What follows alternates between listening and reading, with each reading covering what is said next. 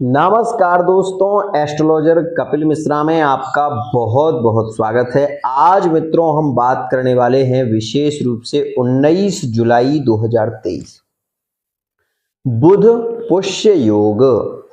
बुधवार के दिन पुष्य नाम का नक्षत्र है और मित्रों जैसा कि आप सभी जानते हैं कि पुष्य नक्षत्र महीने में केवल एक बार आता है और यह पुष्य नक्षत्र अत्यंत योगकारी श्रेष्ठ माना जाता है। तो मैं आपको बता देना चाहता हूं, अगर आज के दिन आप कोई वाहन लेना चाहते हैं तो उसके लिए आज का दिन सर्वश्रेष्ठ योगकारी रहेगा। साथ ही साथ भूमि का क्रय विक्रय करना चाहते हैं तो उसके लिए भी आज का दिन खास है। मुंडन संस्कार इत्यादि जो होते हैं वो एक अलग मुहूर्त में होते हैं, लेकिन फिर भी मैं आपको ये कहना चाहूंगा कि आज का दिन अत्यंत श्रेष्ठ अत्यंत योगकारी है।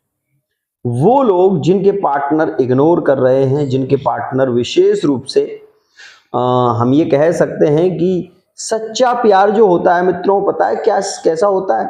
सच्चा प्यार अगर कोई आपसे दिल से करता है तो एक तो वो आपको इग्नोर करेगा नहीं, और करेगा तो उसकी कोई बहुत बड़ी मजबूरी होगी। ध्यान रखिएगा, अगर कोई सच्चा प्रेमी है और उसे आप परखना चाहते हैं तो केवल दो काम करिए। एक तो अगर आप ये चीज अनुभवगम में रख सकते हैं, अगर आप किसी से दिल से प्यार करते हैं और वो व्यक्ति भी आपसे दिल से प्रेम करता है तो ज्यादा कुछ करने की जरूरत नहीं है। केवल आप इतना करिए कि उसको ना बताते हुए ना जताते हुए एकदम से उसको ब्लॉक कर दो, या फिर आप उसको विशेष रूप से इग्नोर करो 1 से 2 दिन। बहुत जल्दी क्रोध करेगा मित्रों वो, क्योंकि सच्चा प्रेमी क्रोध ज्यादा करता है और भड़कता भी ज्यादा है। अगर कोई सच्चा प्रेमी है तो वो आपसे दूर नहीं रह सकता।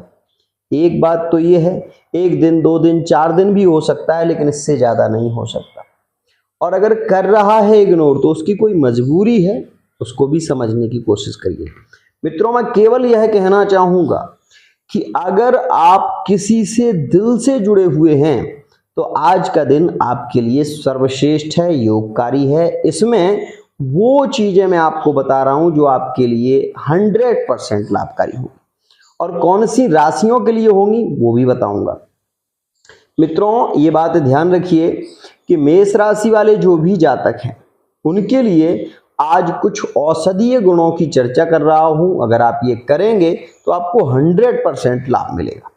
मित्रों बुध पुष्य योग में केवल आपको एक ही कार्य करना है कि सफेद अकौआ जो होता है उस सफेद अकौए की जड़ आप विशेष रूप से ले लें और उसको लाल कपड़े में रखकर उसको ग्रंथि बंधन कर दें, मतलब उसको लाल कपड़े से बांध दें। बांधने के बाद मित्रों इसमें केवल 3 सोमवार आप महादेव जी की पिंडी पर रखकर और उस पर विशेष रूप से महामृत्युंजय मंत्र से 16 मंत्रों से भी अभिषेक कर लो तो बहुत है। जल छोड़िए। इतना करने से आप ये देखेंगे कि वो औषधि जागृत हो जाएगी। और इसके जागृत होने से पता क्या है, जिन लोगों के विवाह नहीं हो रहे हैं, मेष राशि के हैं, सिंह राशि के हैं, धनु राशि के हैं, विवाह में बाधाएं आ रही हैं, कहीं ना कहीं से विवाह टल जाता है, डेट बढ़ जाती है और वो विवाह हो नहीं पाता, तो उन लोगों के लिए यह एक खास और रामबाण औषधि है। लेकिन इसका विशेष ध्यान रखिएगा, महामृत्युंजय मंत्र आपको 3 सोमवार 16 बार बोलना है और तभी इस पर जल छोड़ना है और उसके बाद ही धूप दीप दिखाकर इसको अपनी भुजा में धारण करना है, पहली स्थिति। और यह केवल और केवल हो सकता है यह बुध पुष्य नक्षत्र में। इसको बुध पुष्य नक्षत्र में आप उखाड़ कर ले आएं और इसको महादेव जी का उस दिन भी अभिषेक करें। बुध पुष्य नक्षत्र में आप इस दिन की गणना उनमें नहीं करेंगे, 3 सोमवार आपको करने हैं, ध्यान रखिएगा। तो यह कौन कौन सी राशियों के लिए लाभकारी है? मेष राशि, सिंह राशि और धनु राशि। अब आप ये पूछेंगे कि क्यों? क्योंकि मित्रों ये 3 राशियां पूर्वी क्षितिज पर उदित होने वाली राशियां हैं और तीनों का गुण एक ही है, क्षत्रिय स्वभाव की हैं, अग्नि तत्व की। मित्रों अब हम बात कर लें विशेष रूप से कि यह राशियों के लिए इतनी बल की स्थिति कैसे बनेगी, ये औषधि जागृत कैसे होगी? तो मित्रों, केवल महामृत्युंजय मंत्र से किसी भी औषधि को जागृत किया जा सकता है, इसमें कहीं कोई संशय नहीं है। केवल 3 सोमवार आप इसको महादेव जी की पिंडी का स्पर्श कराएं, साथ ही जल से अभिषेक कर सकते हैं तो जल से करें, आपकी सामर्थ्य हो तो दूध से करें, ध्यान रखिएगा। मित्रों, दूसरी बात, मित्रों अगर आपकी राशि वृषभ है, मकर है और विशेष रूप से कन्या है, तो आज के दिन आप केवल एक औषधि जो कि बहुत ही ज़्यादा खास होती है, अगर आप इसको सिद्ध कर लें तो आपके हर कार्य में लाभ आपको मिलेगा। खैर की जड़, खैर होता है जो, खैर की जड़ आप ले सकते हो।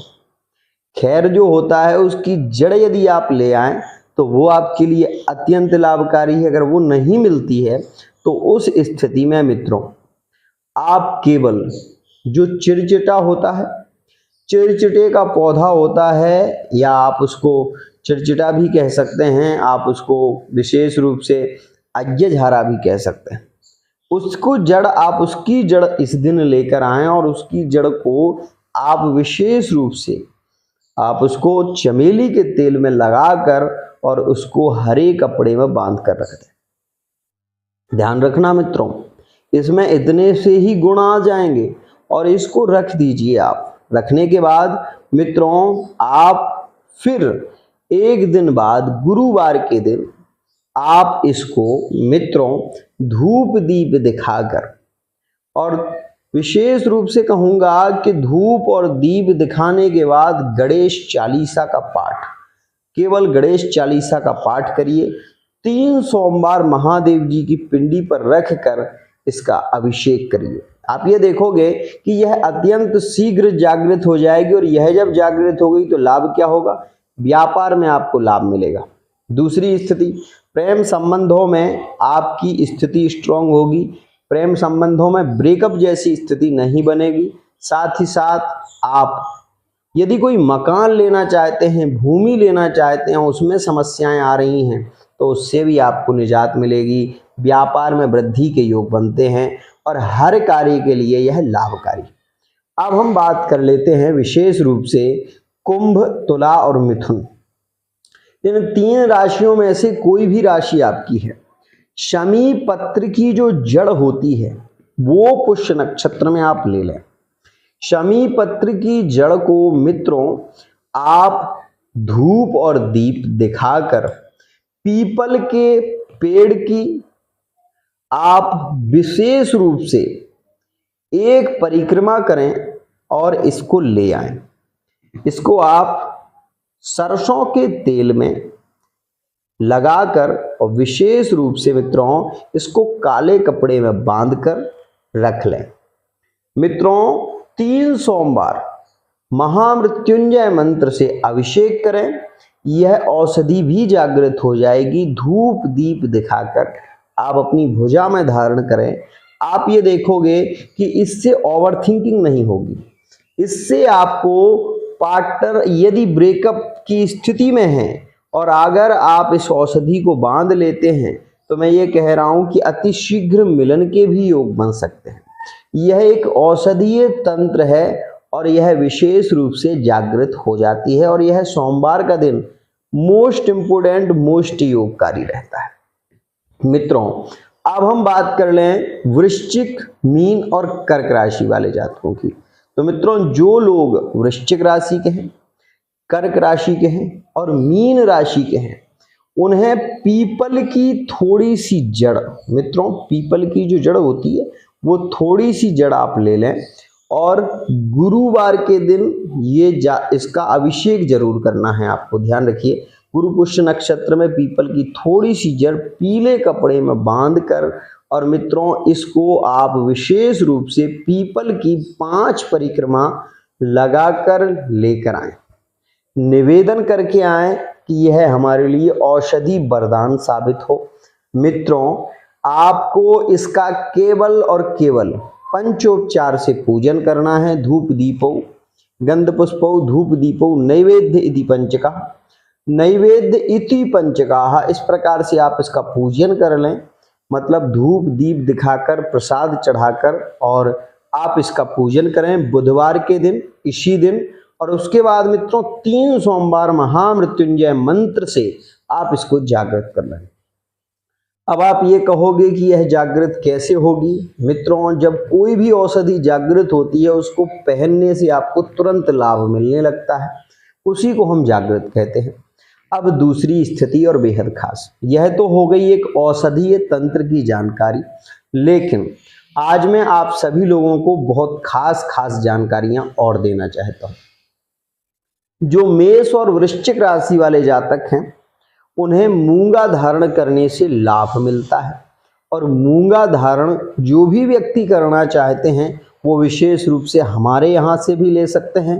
मूंगा धारण करने से क्या लाभ होता है उसे मैं आपको बताना चाहता हूँ कि जो लोगों की राशि मेष राशि है या वृश्चिक राशि है, मैरिड लाइफ लव लाइफ में प्रॉब्लम चल रही है, तो उन्हें मूंगा जरूर धारण करना चाहिए।